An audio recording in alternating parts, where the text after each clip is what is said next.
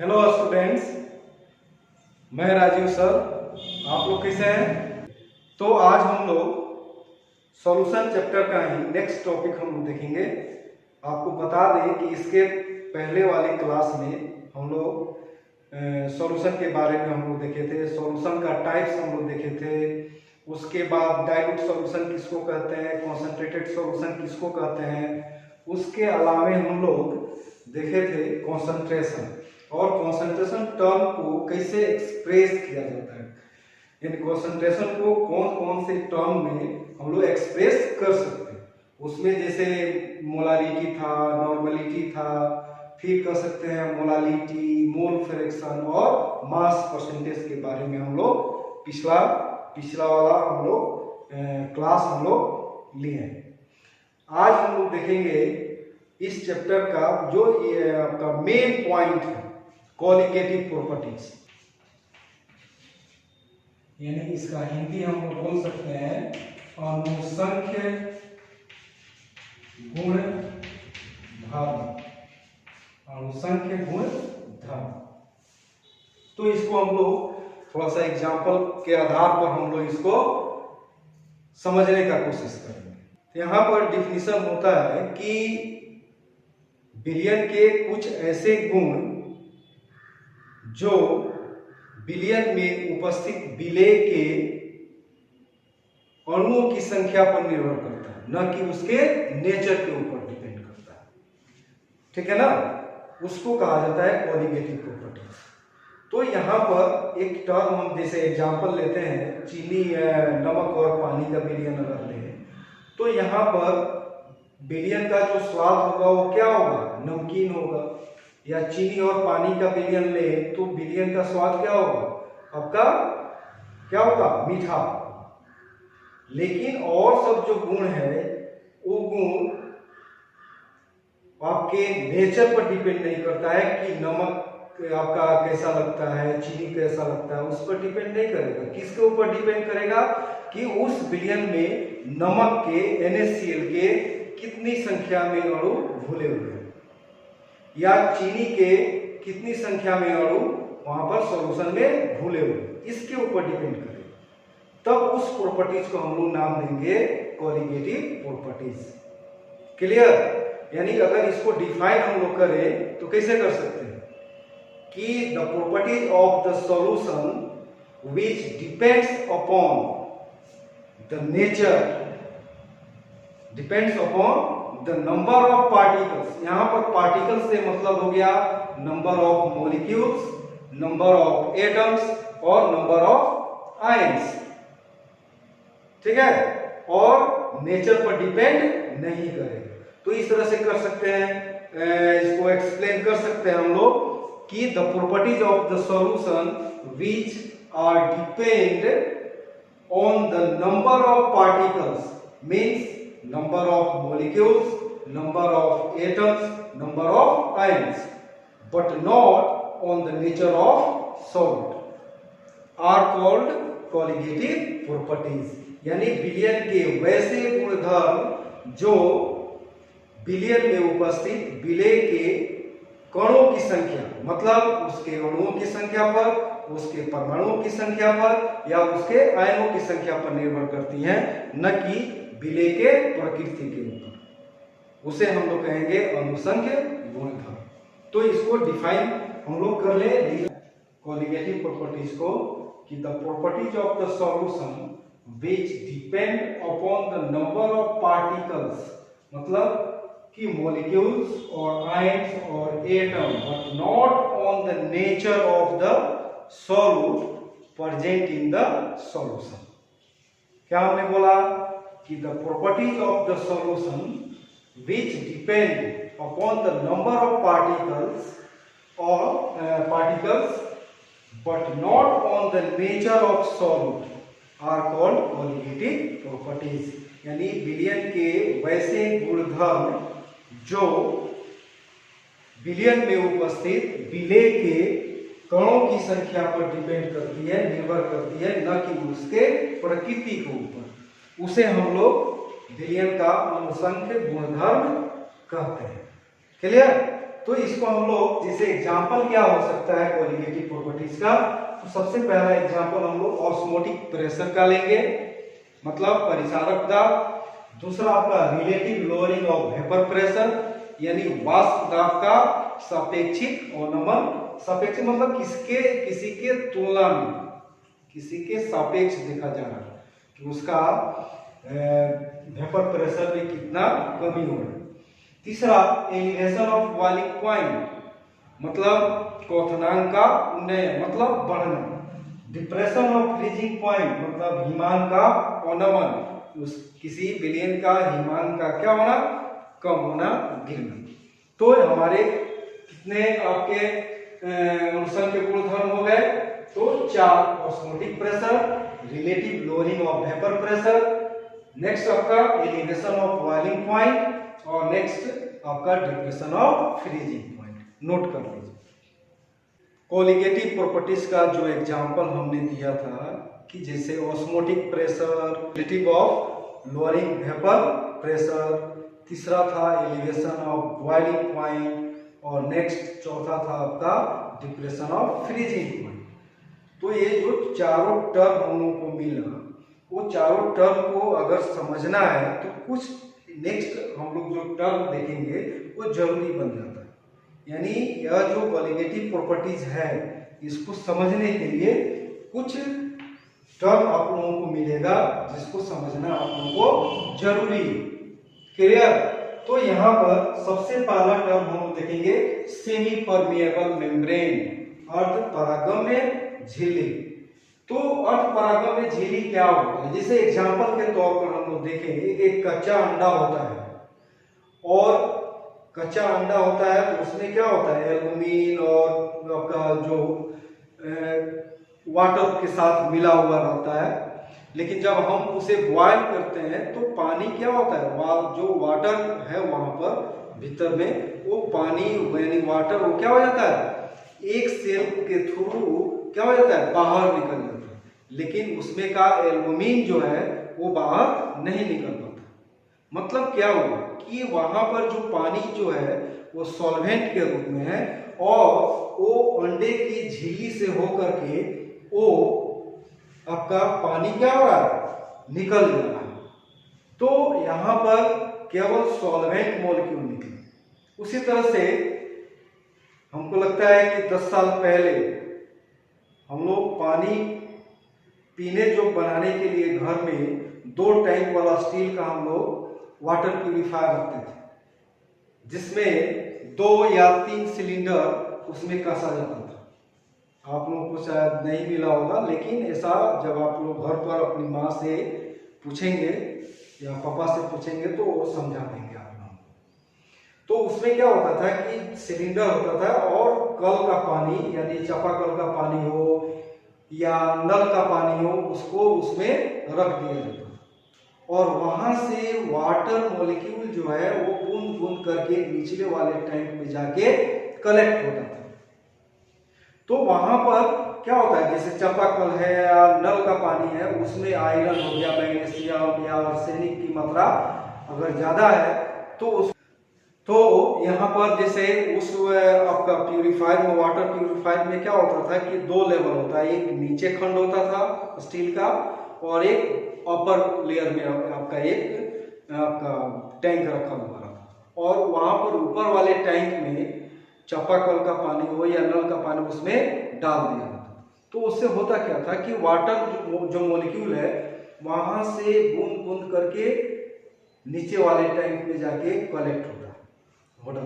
तो यहाँ पर क्या प्रक्रिया हो रही है कि जो मैग्नीशियम वहां पर घुला हुआ है, या आपका कैल्शियम है, या आयरन है, या आर्सेनिक है, वो ऊपर वाले टैंक में ही रह जाते हैं, और पानी नीचे वाले टैंक में चला जाता है। तो कहने का मतलब क्या हुआ कि यहाँ पर पानी जो है सॉल्वेंट के रूप में है, और केवल सॉल्वेंट मॉलिक्यूल ही उस सिलेंडर से होकर के वो क्या हो रहा है, नीचे वाले टैंक में जा रहा है। तो वो भी आपका सेमी परमिएबल मेम्ब्रेन का काम करेगा, जैसे कि एक सेल काम करता है। उसी तरह से एक आपका पर्चमेंट पेपर भी आता है जो मार्केट में मिल जाएगा, वो भी आपका सेमी परमिएबल मेम्ब्रेन का काम करता है। तो यहाँ पर सेमी परमिएबल मेम्ब्रेन का एग्जांपल कौन कौन हो गया? एक्सेल हो गया, पर्चमेंट पेपर हो गया, कॉपर फेरस सिलिकेट हो गया, जिसका उपयोग वही पानी साफ करने में हम लोग पहले करते थे। आज तो एसपीएम का जमाना आ गया, इंफ्रारेड वगैरह जो आरओ सिस्टम है, लेकिन पहले जो मैनुअली हम लोग पानी साफ करते थे वहां पर कॉपर फेरस सिलिकेट का ही सिलेंडर का उपयोग हम लोग करते थे। ठीक है, इसको नोट कीजिए। परिसरण कौन सा टॉपिक हुआ? ऑस्मोसिस मतलब परिसरण। इसको एक स्ट्रक्चर के सहारे हम लोग यहाँ पर एक बीकर लेते हैं, एक बीकर ले लिया और इस बीकर को इस तरह से यू आकार हम लोग लेंगे और दोनों भाग यानी दो भाग हो रहा है, लेफ्ट साइड और राइट साइड। तो इसको एक सेमी परमिएबल मेम्ब्रेन से हम लोग इसको क्या करेंगे? सेपरेट कर देंगे। यानी एक बीकर जो है उसको हम लोग क्या कर रहे हैं? एक सेमी परमिएबल मेम्ब्रेन के द्वारा सेपरेट कर रहे हैं, दो अलग अलग भागों में क्या कर रहे हैं? सेपरेट कर रहे हैं। और एक तरफ ध्यान दीजिएगा, एक तरफ क्या है आपका? लो कॉन्सेंट्रेटेड सॉल्यूशन, लो कॉन्सेंट्रेटेड सॉल्यूशन है, और इधर जो है सॉल्यूशन आपका हाई कॉन्सेंट्रेटेड सॉल्यूशन। इधर हो गया हाई कॉन्सेंट्रेटेड सॉल्यूशन। ठीक है, तो यहां पर हम लोग समझेंगे कि हमने क्या किया? एक यू आकार का बीकर लिया और उस बीकर को एक सेमी परमिएबल मेम्ब्रेन के द्वारा इसको हम लोग क्या कर रहे हैं? दो भागों में क्या कर रहे हैं? टू पार्ट्स में हम लोग सेपरेट कर रहे हैं बीकर, और एक भाग में लो कॉन्सेंट्रेटेड सॉल्यूशन ले रहे हैं और एक भाग में हाई कॉन्सेंट्रेटेड सॉल्यूशन ले रहे हैं। तो क्या होगा? क्या घटना घटेगी? यहां पर समझेंगे कि जो लो कॉन्सेंट्रेटेड सॉल्यूशन और हाई कॉन्सेंट्रेटेड सॉल्यूशन है, तो उसमें सॉल्वेंट मॉलिक्यूल्स का जो फ्लो होगा वो कौन से डायरेक्शन में होगा? और इसलिए आप लोग सीधे तौर पर सोचेंगे कि high concentrated solution to low concentrated solution, but ऐसा नहीं होता है। जस्ट उल्टा सोचिए कि low concentrated solution to high concentrated solution की ओर सॉल्वेंट मॉलिक्यूल का फ्लो होगा। क्योंकि लो कॉन्सेंट्रेटेड सॉल्यूशन का मतलब हो गया कि इस भाग में सॉल्वेंट की मात्रा अधिक है और इस भाग में सॉल्वेंट की मात्रा कम है। मतलब इधर सॉल्वेंट जो है वो क्या हो गया? कम है, और इधर सॉल्वेंट जो है वो क्या है? तो अधिक है। ठीक है, तो यही कारण है कि सॉल्वेंट मॉलिक्यूल्स का जो फ्लो होगा वो क्या होगा? Low concentrated solution to high concentrated solution. समझ में आई बात? तो यहां पर हम लोग देखेंगे कि वाटर जो मॉलिक्यूल या सॉल्वेंट जो मॉलिक्यूल का गमन हो रहा है कहां से? लो कॉन्सेंट्रेटेड सॉल्यूशन टू क्या? Higher concentrated solution. When both the solutions are separated by a semi permeable membrane. This process is called osmosis. ठीक है, या कह सकते हैं कि the process, या कह सकते हैं the process of flow of solvent molecules from lower concentrated solution to higher concentrated solution. When both the solutions are separated by a semi-permeable membrane is called osmosis. यानी हिंदी में इसको हम लोग डिफाइन कर सकते हैं कि वह प्रक्रिया जिसमें विलायक अणुओं का गमन निम्न सांद्रता वाले विलयन से उच्च सांद्रता वाले विलयन की ओर होता है, जब दोनों विलयन एक अर्धपरागम झिल्ली द्वारा क्या होती है? अलग होती है। परिसरण कहलाता है। तो इसको हम लोग डिफाइन करेंगे the process of flow of solvent molecule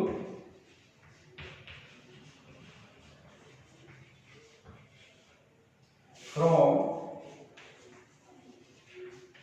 lower concentrated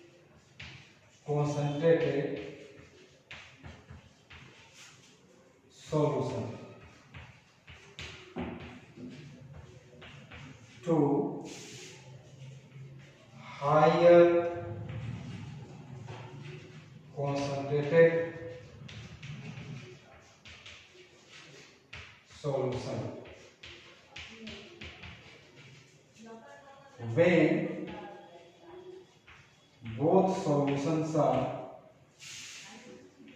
when both solutions are separated,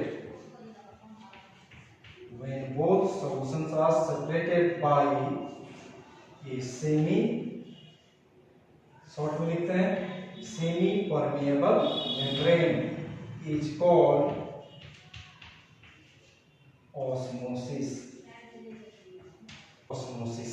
मतलब the process of flow of solvent molecules from lower concentrated solution to higher concentrated solution when both the solutions are separated by a semi permeable membrane is called osmosis. यानी हिंदी में बोल सकते हैं काम।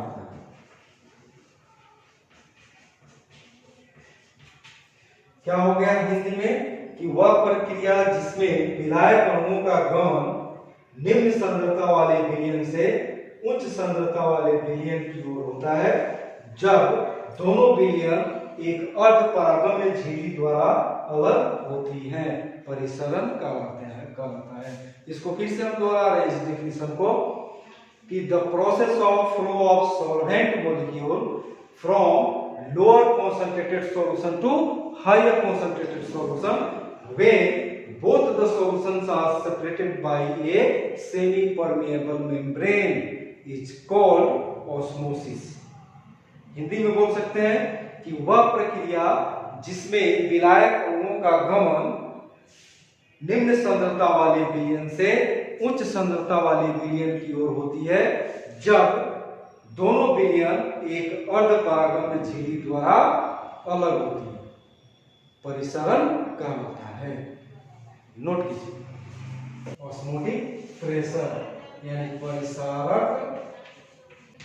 तो वही figure हम बनाएंगे, एक बीकर लेंगे और उस बीकर को यू शेप में क्या करेंगे बना लेंगे, एक यू शेप वाला चाहे कह सकते हैं, एक यू शेप वाला क्या लेंगे, एक बीकर लेंगे और उस बीकर को एक सेमी परमिएबल मेम्ब्रेन के सहारे की सहायता से with the help of semi permeable membrane both part of the beakers are separated by semi permeable membrane या with the help of semi permeable membrane।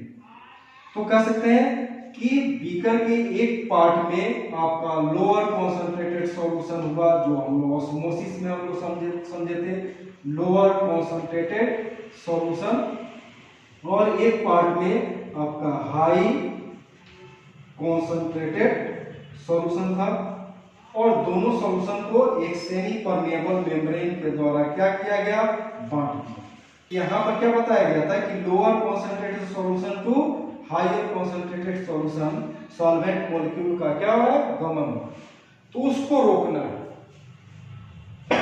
उसको क्या करना है, रोकना है।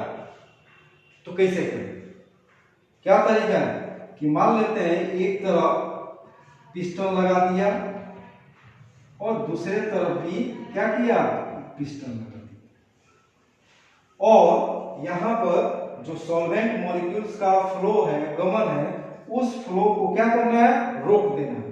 तो दिमाग लगाइए, किधर प्रेशर या बल लगाएंगे, किस पिस्टन पर, लेफ्ट वाला पिस्टन पर कि राइट वाला पिस्टन पर। बहाव किधर से हो रहा है, लोअर टू हायर हो रहा है, तो इधर से हम लोग फोर्स को लगाएंगे या प्रेशर को अप्लाई करेंगे, किस पर, हायर कॉन्सेंट्रेटेड सॉल्यूशन पर अप्लाई करेंगे, जिसके कारण वहां पर lower concentrated to higher concentrated solution की तरफ सॉल्वेंट मॉलिक्यूल्स का जो बहाव है वो क्या हो जाएगा, रुक जाएगा। ठीक है, तो यहाँ पर किधर की ओर पिस्टन लगाना है, बल लगाना है या प्रेशर अप्लाई करना है, हायर कॉन्सेंट्रेटेड सॉल्यूशन की ओर प्रेशर या फोर्स को अप्लाई करना है। काहे के लिए, तो restrict the flow of solvent molecules from lower concentrated solution to higher concentrated solution. तो इसी फोर्स को हम लोग क्या नाम देंगे, ऑस्मोटिक प्रेशर नाम देंगे। ठीक है, तो इसको हम लोग बोल सकते हैं कि the force solvent membrane is called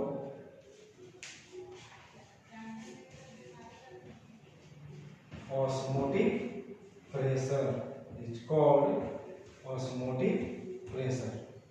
यानी इसको हिंदी में हम लोग बोल सकते हैं कि वह बल या दाब जो उच्च सांद्रता वाले विलयन पर आरोपित किया जाता है, जिससे निम्न सांद्रता वाले विलयन से उच्च सांद्रता वाले विलयन की ओर विलायक अणुओं का गमन रुक जाता है। ऑस्मोटिक प्रेशर यानी परिसारक दाब क्या होता है, क्या हमने डिफाइन किया कि वह बल और दाब जिसे उच्च सांद्रता वाले विलयन की ओर आरोपित करने से विलायक अणुओं का गमन किधर से, निम्न सांद्रता वाले विलयन से उच्च सांद्रता वाले विलयन की ओर रुक जाता है। जब दोनों विलयन एक अर्ध परागम्य झिल्ली द्वारा अलग की रहती है, तब उसको कहा जाता है परिसारक दाब। इसको हिंदी में बोल सकते हैं, क्या हमने लिखा कि वह बल और दाब या दाब जो उच्च सांद्रता वाले विलयन पर आरोपित करने पर विलायक अणुओं का गमन निम्न सांद्रता वाले विलयन से उच्च सांद्रता वाली विलयन की ओर रुक जाता है। क्या होगा, रुक जाएगा जब दोनों विलयन एक अर्ध परागम्य झिल्ली द्वारा अलग होती हैं, परिसारक दाब कहलाता है।